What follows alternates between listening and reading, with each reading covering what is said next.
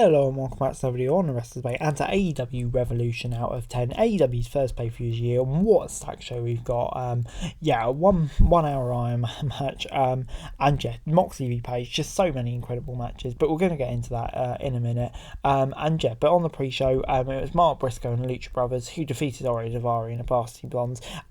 Just a match, good babyface win to get the crowd on side before we went into the main show. Not much more to say, so let's get straight into the main show.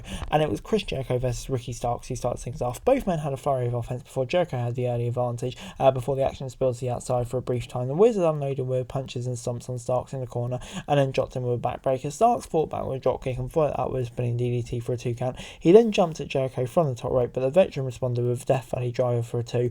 Jericho then hit a codebreaker on his rival for another close 2. Starks recovered and hit a spear to get a 2 count of his own before the two stars exchanged in punches before Starks dropped Jericho with a trash kick. The JS leader then dodged the Absolute One's offense and applied the walls of Jericho, but Ricky Starks recovered and applied the single leg Boston Crab. Sammy Guevara came out, but accidentally Jesse stopped him on the ramp. Jericho took advantage of the distraction and hit the Judas effects cheaply. However, Starks stopped him and hit the Rochambeau to pick up the pinfall victory.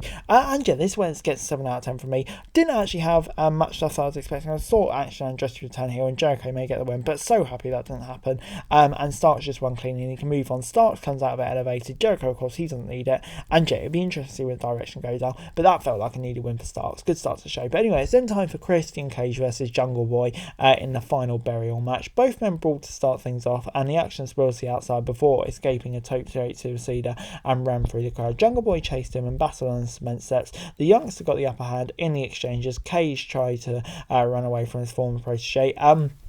Perry then unloaded with chops on Captain Charisma before following with a series of punches. Cage used his veteran instincts and pulled Perry's head to drop him from the middle rope. Christian was in control at this stage of the match and dragged Jungle Boy's arm backward before standing on his opponent back on the ropes. Chuck Perry came back into the match with a top rope to the cedar and shoved Cage onto the steel ring sets. He looked to stomp on the Christian Cage's arm, but the latter dropped him hard on the steel structure. He then unloaded on Perry with a leather belt and choked him on the ramp. Cage opened up the casket and got his hands on steel chairs, but Perry came back with punches. Christian Cage looked to hit the kill switch on the steel chair, but Jungle Boy escaped and dropped his form mentor from the elevated ramp. He then looked to attack Cage with a steel chair, but heel hit a low blow to the advantage. Captain Charisma slammed Perry's head on the casket before looking to close the lid. Cage hit the kill switch and then attempted to hit the concerto. However, Perry escaped and hit him with a shovel. After a back and forth, Jungle Boy applied a crossface with a shovel stuck in Christian Cage's mouth. He then hit the concerto on Cage before dragging his body into the casket and closing the lid to pick up the victory. This gets an 8 out of 10 from me. Absolutely brilliant match. The violence throughout it was incredible. Jungle Boy coming out on top as he had to. Feel like pretty definitive write-off here for Cage. Boy turned into man officially. Big win for Jungle Boy. He delivers on the big stage, deserves a title shot. Christian Cage, it's interesting to see the direction they had in there, but that was all about Jungle Boy, and boy oh boy, he delivered here. 8 out of 10. Next up was the Elite versus the House of Black for the World Trios titles. Buddy Matthews and Kenny Omega started the match for their teams. After back and forth for 2 men, things came to a standstill and Black tagged himself in. Brody King and Matt Jackson battled for a brief time before Nick tagged himself in. There was a stalemate between the two teams and a brawl ensued in the ring. King unloaded on Omega, who responded with a Hurricane Wrong, and he then took the House of Black with a dive over the top rope.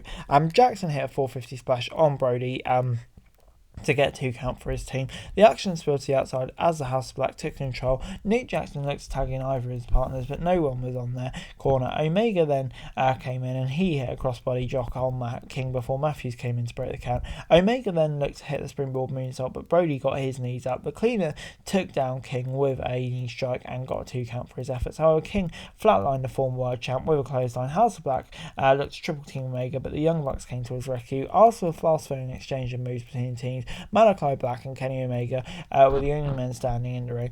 Julia Hart then created a distraction, allowing the King to apply a sleep hold on Nick Jackson. However, Matt Jackson super kicked him and Omega hit the V-trigger to take him out. At one point in the match, the King hit the V-trigger on Hart, who was standing there on the apron. House of Black hit Dante Inferno on Omega, but the Young Bucks broke up the pin. Towards the end, Nick and Matt Jackson unloaded with super kicks on all of their opponents before hitting a BTE trigger for a 2 count. The Young Bucks then looked to hit the Meltzer driver, but Buddy Matthews stopped them. House of Black then hit Dante Inferno as Matt Jackson to win the Trios Championships for the first time in their career. And yeah, this gets an 8 out of 10 from me. Absolutely incredible match, as it would be between these two teams. And yeah, House of Black finally getting the opportunity they deserve in AEW. They've been so good as trio, and now they get to show it as trio champions. And yeah, I'm so happy with them. I can't wait to see what they can do with their reign after a banger match. And yeah, Omega and the Young Bucks, definitely intrigued to see their future direction. But yeah, so pleased with House of Black here. 8 out of 10 from me. Next up on Revolution, it was time for Jamie Hayter vs Saraya vs Ruby Soho for the women's title. Hayter and Saraya battled early on as Soho looked on. The champion and the anti-diva fought a ringside area before Soho threw the former Divas champion in the crowd. All three exchanged strikes at each other. Soho then hit chops on her opponents before getting dropped at the ringside area. Saraya and Hayter then entered the ring and battled in one of the corners.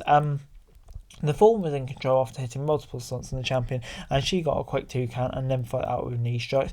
Hayter then took Saraya out of ringside, but Soho hit a diamond crossbody for a 2 count on the champ. She wore Jamie Hayter down before she recovered and loaded on both of their challenges. She then took Saraya and Soho down with a front headlock and followed out with double lariats. At one point, Hayter and Soho double teamed Saraya, forcing the latter to ask for a stoppage. However, that didn't happen, and she got taken out. Soho and Hayter then battled on and before a distraction from Britt Baker came in. Soho managed to hit the destination unknown, but Hayter broke out the count. After a brief back and forth between the competitors involved, Jamie Hayter managed to retain her title with a roll-up pin. Post-match, Tony Storm and Saraya attacked Baker and Hayter, but Ruby chased them away. As they celebrated in the ring, Soho hit no future on Hayter in a major heel turn, and yeah, a destination unknown on Baker too. The heels then sprayed the others on the fallen AEW originals to end the segment at Revolution. And yeah, I think we all saw this coming eventually, and it sets up Soho versus Hayter in a singles match. But yeah, I mean, it was still good storytelling at the end. The right result, a good match, probably over-delivered on expectations, and yeah, an interesting storyline angle out of it. So yeah, I think this did everything you could have asked, despite maybe not the best build. So 7 out of 10 from me. Next up, it was time for the Texas Death Match between Jon Moxley and Hangman Page. Hangman attacked Mox before the match even started. They then battled at ringside area before finally entering the ring. The two men exchanged chops and then some forearm strikes. Mox took out Page with a forearm as the referee started the 10 count. The purveyor of violence then tried to use barbed wire on the Cowboy, but the latter stopped him before using the weapon on Moxley's forehead. The former WWE superstar was busted open before Page wrapped the barbed wire around his boot and looked to stomp on Moxley, but he was stopped. Mox then looked to attack Hangman Page with a pitchfork and trapped Page in a triangle lock and unloaded on his opponent with a fork. He continued his assault on the Cowboy's forehead before bringing a steel chair wrapped in barbed wire. Mox placed the weapon in a turnbuckle. After a brief exchange, Page crashed and burned onto the steel chair. Mox then applied a single leg Boston Crab as he took complete control of the bout. Mox then placed 2 steel chairs and wrapped them with barbed wires and unloaded with punches on Page and even by his opponent's forehead. Page retaliated by dropping Mox on the steel chair placed in the ring. Mox then brought out 2 bricks and a steel chain and placed Page's hand between the bricks and stomped on it. He then hit a pile driver on the steel chain in the middle of the ring. Hangman then looked to get out, but Mox continued his assault with the chain. Page then bit Mox thumb to make a comeback and hit a backdrop suplex and dropped his opponent with a huge lariat. Page then hit 2 rolling forearms with a barbed wire before dropping Mox on the steel chair. He then hit dead eye as Mox managed to get out before the 10 count, and Page continued his momentum and dropped Mox on the barbed wire clad table at ringside area. After some more shenanigans with barbed wire, Mox dropped Hangman with a lariat and the latter looked to hit the buckshot, but Mox retaliated with a Death Valley driver and followed out with a stomp. Of course, Seth Rollins reference, and on the bricks, Mox applied a rear naked choke as the referee started his 10 count, and Page recovered and dropped Mox with a lariat and then hit the purveyor of violence with a brick and followed out with a buckshot. Page then wrapped Moxley's neck with a steel chair and hung him to the ropes before Mox finally tapped out, and Mox tapping out was significant, a great way to rout him off the telly. It gets 9 out of 10 from me. Page winning is the right result, an absolutely incredible match, violence on a different level, worked perfectly here, just outstanding stuff. But it's then time for Samoa Joe versus Wardlow. Wardlow unloaded on Samoa Joe in the early stage of the match and shoved Joe onto the barricades before the action entered and started in the ring. Joe then hit a top suicide before he coming back into the match. He then hit his trademark right hand strikes in the corner before Wardlow was in control at this stage of the bout, as Powerhouse Hobbs was shown watching in the in-ring action closely. Joe recovered and hit some strikes on the corner before hitting the Uranagi. He passed the crowd before targeting Wardlow with some strikes, and then applied the heel hook before Wardlow finally reached the ropes to break the submission. The challenger made his comeback with a powerbomb, followed out with an F10. He then hit a swanton bomb for a 2 count. Wardlow looked for a lariat, but Joe applied a sleeper hold to wear him down. Joe looked to have the muscle buster, but Wardlow powerbombed him instead, but he replied with a haymaker lariat. He then looked to hit the powerbomb symphony, but Wardlow retaliated with a chokehold. The referee checked in on Joe, but failed to respond due to passing out from Wardlow's sleeper.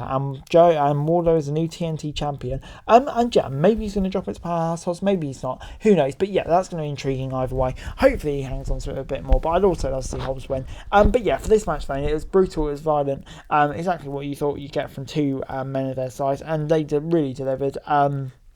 Yeah, great match. I'm so happy Wardlow's got the belts on him, and yeah, hopefully there's a bit of a recovery from Wardlow to get back to the levels he was at with MJF. But yeah, solid return for him, 7 out of 10.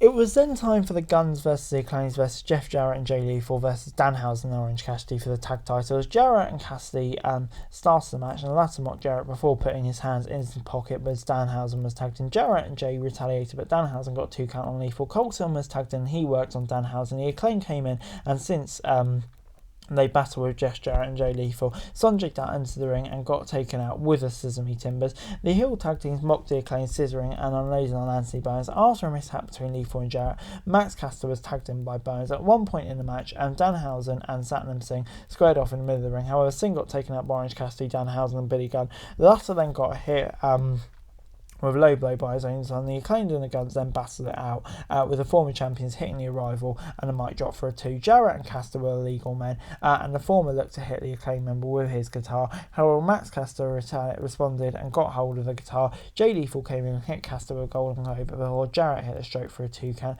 Towards the end, Danhausen then battled the Guns, and before the champions hit a double team hitting to pick up the pinfall victory at Revolution. Post-match, the Guns spoke about their teams they defeated so far before FTR made their returns to AEW and brawled with the champions, and they came up with the top, hitting the Shatter Machine, and just so pleased to see FTR back, and hopefully they're going to be the team to take the title off the Guns. I think they will be. But yeah, I thought Guns would lose it here, but on the whole, it wasn't a bad match. All kind of led up to that. It's a shame for the Acclaims not to win it back, but you know, still a fun match, and they achieved its end goal. FTR's pop was massive, and yeah, that kind of made the whole segment. So 7 out of 10 for me. Great stuff. It was then main event time, the 60-minute Iron Man match between MJF and Daniel Bryan. Both men tried to get the upper hand early. MJF mocked the crowd with Jess chants before squaring off in the middle of the ring with Danielson. The American Dragon showed his submission prowess and were down the champion. After back and forth between the two stars, the Devil escaped the ring and took shots at Dave Meltzer. Once he entered the squared circle, Danielson unloaded with knee strikes to the chest before getting a 2 count for a roll-up. He then hit a couple of back body drops before following up with cutters. MJF targeted Danielson's shoulder and got back before taking a water break. MJF was in control during this stage of the match and slammed Danielson into the guardrail. The American Dragon looked to hit a dive outside, but MJF used his momentum to push him over the barricades. The Devil continued to have the upper hand and got a few 2 counts. Therefore, Danielson made his comeback with chops and knee strikes before hitting a series of running knees in the corner. He then hit a Hurricane Rana from the top for a 2. After a back and forth between the two stars, MJF hit a sunset flip powerbomb for a 2 count before the action spilled to the outside, but the champion hit his knee while attempting a moonsault. Danielson took advantage with a dive through the ropes. MJF recovered and hit the pump handle stand for a 2 count. Both men were sat on the mat and an elbow strike from Danielson. He looked for a pinfall, but without much success. The two stars were then involved in a sequence of pinfall attempts for multiple 2 counts before MJF dropped Danielson with a clothesline in the middle of the ring. Danielson finally scored the first pinfall before hitting the cycle nil on MJF. MJF then hit a low blow on Danielson to give the latter another victory via DQ. However, he took advantage of the underhanded tactics and got 2 quick pinfalls to draw level with Danielson. Very clever. The action spills to the outside again with MJF looking to hit a running knee, but Danielson stopped him and unloaded with kicks to the chest. He then followed up with a running knee at ringside area and targeted the champion's knee. Danielson then applied the figure 4 leg lock as MJF said he hated him. MJF looked finally to get a submission and finally reached the bottom rope after a break. After battling on the apron, Danielson hit a series of strikes on MJF's knees. The Devils shoved the challenger onto the steel ring step before setting up for a table. He then hit an elbow drop through the table at the ringside area. The referee stopped the 10 count and Danielson he managed to make the end of the ring at the 9 count. MJF then continued his momentum with a Tombstone power driver on the same broken table at the ringside area. He then squeezed Danielson's forehead as he was busted open. MJF got his third pinfall shortly after and continued his assault. Danielson's left arm and trash talked him. The champion then hit some slaps and kicks as Danielson looked to make a comeback. He then hit a slap on MJF but got taken down quickly. The former champion then shoved MJF on the ring post and hit a stunning pin. He then climbed up the top turnbuckle and hit a knee on MJF, sending him through the barricades. Both men battled on the top turnbuckle, but Danielson suplexed him onto the mat. He then hit a diving headbutt, busting MJF open. Danielson then hit the Psycho knee and applied the label lock to pick up the pinfall. Before Danielson looked for the label lock once more, but MJF cancelled it into an armbar. The American Dragon finally locked in the label lock, but the champion somehow turned it around. He again applied the armbar in the middle of the ring. Danielson reached for the bottom rope despite MJF's efforts for a break. Both men headbutted each other and exchanged shots before dropping down in the middle of the ring. They unloaded on each other with chops before MJF hit a cheap shot to the eye. The Devil dropped Danielson with a DDT and took another walls break. Danielson unloaded on MJF with elbow strikes, but the latter responded with a pile driver from the middle rope. MJF went for the pinfall, but Danielson kicked out at 2. He then applied a single leg Boston as MJF struggled in the middle of the ring. The champion finally withstood the pressure, ending the match in a time limit draw, which we all thought was a bit dry. But no, Tony Schiavone came down to the ring and said Tony Khan will not allow the draw, and a bout restarted with sudden death and both got near falls. Danielson applied the single leg Boston once again, but MJF somehow reached the rope. MJF then took the orange cylinder and hit Danielson before applying the bell lock to retain the title. And yeah, I'm worn out just even saying all of that, let alone watching it. And yeah, absolutely incredible match. For me, the best Iron Man match ever, or at least the best one I've seen. Just absolutely incredible. The drama, the storytelling, MJF's heel versus Danielson's incredible wrestling prowess. It all just worked perfectly. If you had any doubts about how good MJF was really in these sorts of matches, you absolutely have no doubt left now. Just absolutely incredible. MJF, the ultimate heel, his hype train keeps on rolling on, and Danielson, the best wrestler on the planet for a reason. Showing it once again here, just an absolutely incredible showing. Fuck it, I'm going to say it's 10 out of 10. It was perfection. Just a brilliant main event. AEW Revolution gets an 8 out of 10 from me. Yeah, I thought this pay-per-view is absolutely incredible. The build may not have been the best for it, but boy oh boy on a night there was no match that was really awful. The storylines progressed in positive direction. Mox Page, MJF, Danielson were just absolutely incredible matches, and on the whole this is how all AEW pay-per-views should be. We only get a few of them a year and they were meant to be special, and boy oh boy this one was outstanding stuff. But anyway guys, that's it for the video. Thanks very much for watching. Remember to like, share, subscribe, comment down below for daily wrestling news. Follow me on Twitter. Thanks very much for watching. Peace.